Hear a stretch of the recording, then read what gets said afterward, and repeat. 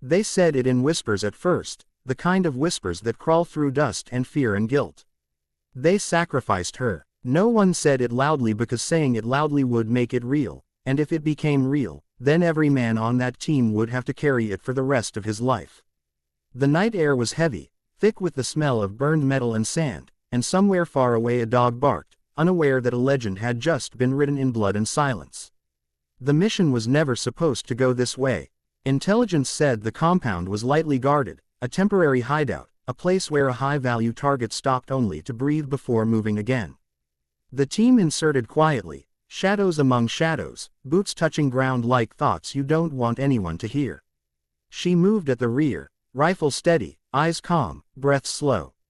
She had done this more times than most of them combined. Years in the teams had carved something unbreakable into her posture. She wasn't loud, she wasn't dramatic, she was precise, and precision had kept her alive where chaos killed others. They reached the outer wall just before dawn.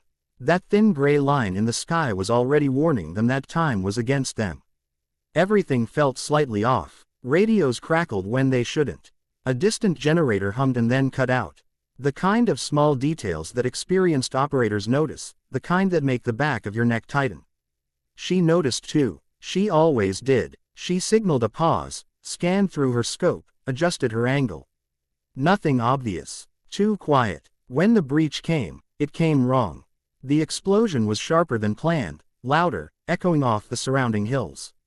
Within seconds the compound woke up angry. Gunfire ripped through the air, not scattered, but coordinated. This wasn't a lightly guarded hideout. This was a trap dressed up as an opportunity. Someone had been waiting for them. They pushed forward anyway. That's what they were trained to do. You don't stop just because the ground shifts under your feet. You adapt, you move, you survive. She took position on a collapsed wall, elevated just enough to see over the chaos. Targets appeared in her scope like problems demanding solutions. She solved them one by one, smooth trigger pulls, controlled breathing, no wasted movement. The team advanced because she made space for them to advance. Then the call came that changed everything. Enemy reinforcements moving in fast from the east. Vehicles. Too many. Extraction was compromised. The clock was suddenly screaming. The team leader's voice stayed calm, but the words were heavy. They had minutes, maybe less. Smoke filled the courtyard. Visibility dropped. Orders overlapped. Someone went down. Not dead, but bleeding badly, pinned behind a low barrier. The team tried to move to him, but every step forward drew more fire. That's when she made the decision. She didn't announce it. She didn't ask permission. She shifted position, climbed higher, exposing herself in a way snipers are trained never to do. She needed a better angle. She needed to draw fire away from the wounded man. The moment she fired from that new position, every hostile eye locked onto her. Tracers stitched the wall around her. Chips of concrete exploded into dust. The team leader shouted her call sign, but she didn't respond. She was busy. Busy buying time with every round she sent downrange. Busy turning herself into the most obvious target in the battlefield so the rest of them could move. They dragged the wounded man back. They threw smoke. They pushed toward the fallback point. And then it happened. A blast, closer than the others. A flash. When the smoke cleared just enough, her position was gone.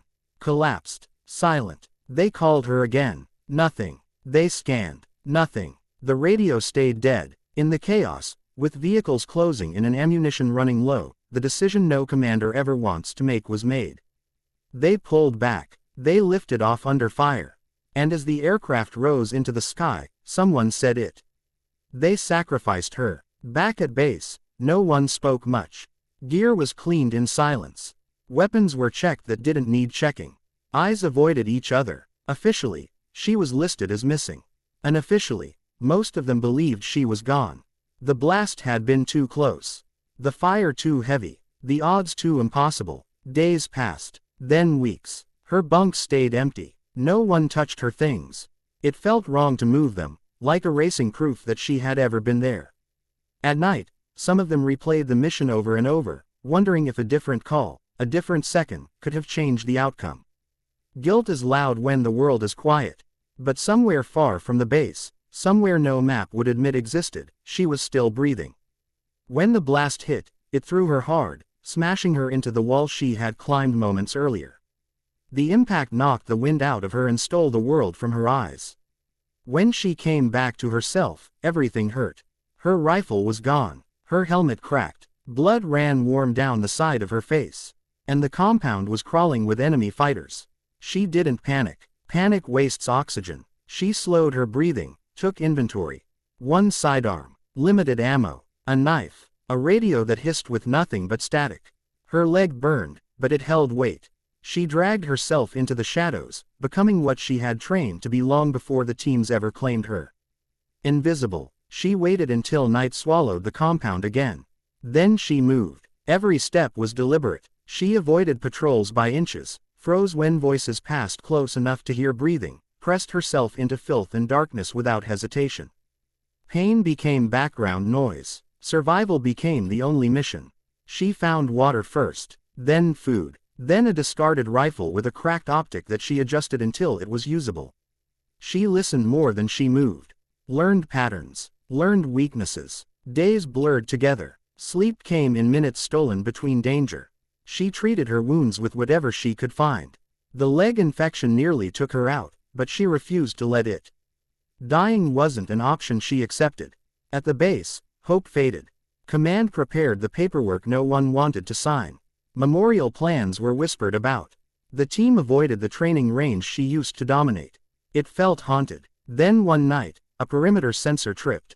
Just once. Not an attack, not an animal, something careful. The guards moved out, weapons ready, nerves tight.